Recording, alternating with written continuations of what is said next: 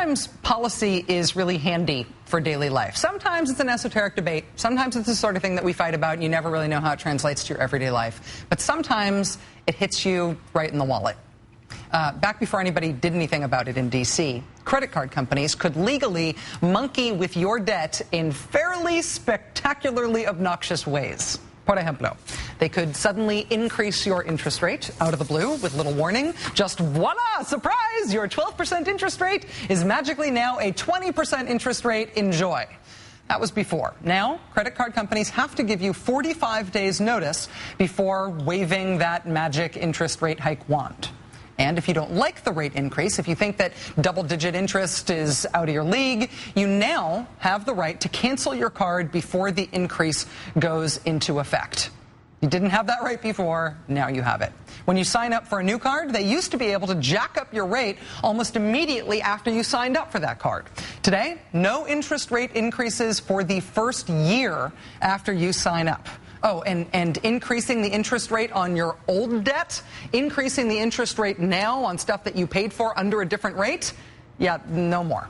Rate hikes can now only apply to new debt. So if you bought, say, a new TV in March because you calculated that you'd be paying 12% interest on it because that was the interest rate on the card that you used to pay for the TV, they now can't tell you a month later in April that actually you'll be paying twice that interest on it, and if you don't like it, too bad.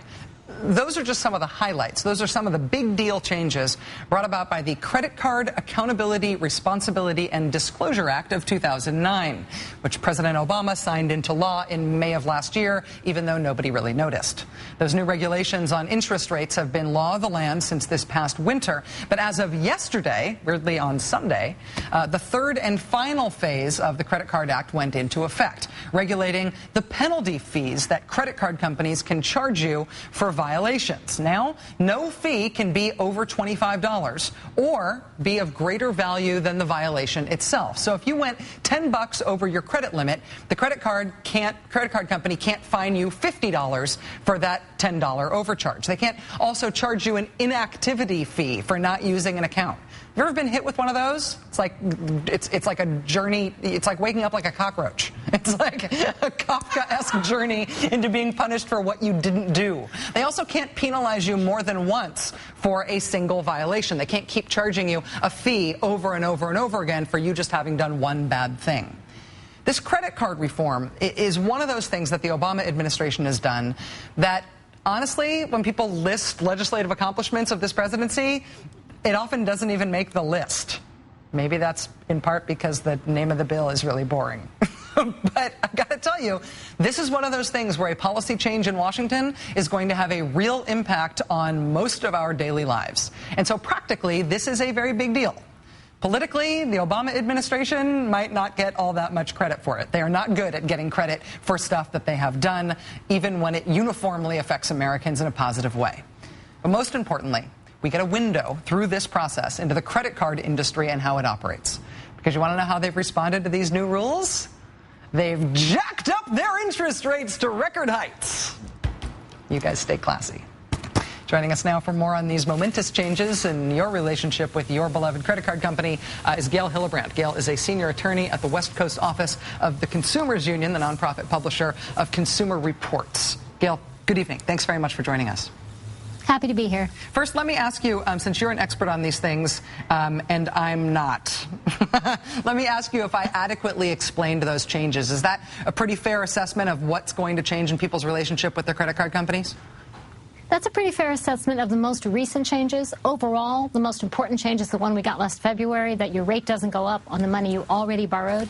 But the new changes involving mostly the fees are also important. In terms of the overall regulation of the credit card industry, a lot of the debates that we have about cleaning up after the financial crisis, about Wall Street reform, about regulating the financial industry, to a lot of regular Americans, these are fairly esoteric debates, or they're debates that get translated into politics at large.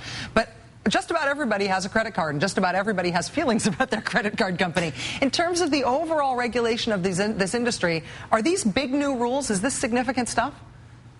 They're very significant in a couple of ways. Banks can no longer charge you for things that don't really cost them any money. I call that the no harm, no fee. So they can't charge you for inactivity. They can't charge you for deciding that your transaction will not go through because it would put you over limit. And there's a very clear rule: they can never charge you more than the amounts at stake. So if it's your minimum payment is late, they can't charge you more than that minimum itself.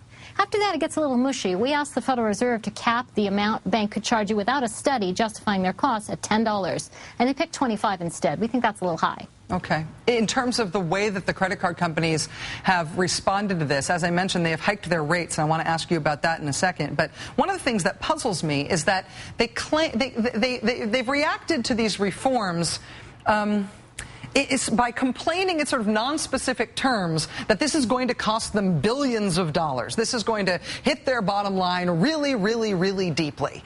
But they never say exactly how much they make off their customers off of late fees and other forms of penalties. Is that considered to be some sort of state secret in the credit card industry because they don't want us to know how much they're gouging us?